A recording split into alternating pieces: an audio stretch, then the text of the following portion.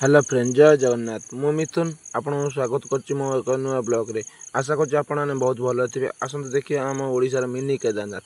छतिया रु 8 किलोमीटर, चंडीगढ़ रु 18 किलोमीटर। चलंतु देखिए आम मिनी केदारनाथ। छतिया रु आइला बेले बाँ पटे पड़िबो। हमर बाँ हाथी गले कंक्रीट रोड देखिए, देखंतु जगतश्वर धाम लिखा है। कंक्रीट रोड धरिकी आसबे। आम आइला बेले बहुत काउडिया भाई के देखिलु। काउडिया भाई सागे कथबार्ता टिके छिड़ा कलु। से कहले आम ये जगह आसुली। आसतु देखिए मंदिर व्यूजटा टिके एमती दूर एमती देखा नाइट व्यूजटा।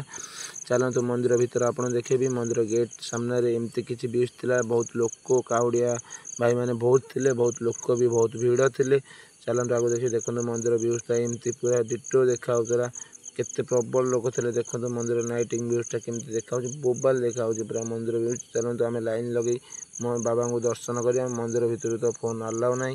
देखु केते लाइन थे। आम लाइन लेकिन छिड़ा दर्शन कलु बाबा।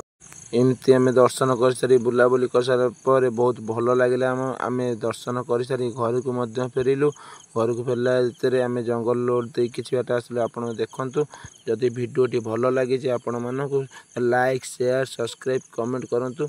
जय जगन्नाथ। रहूची।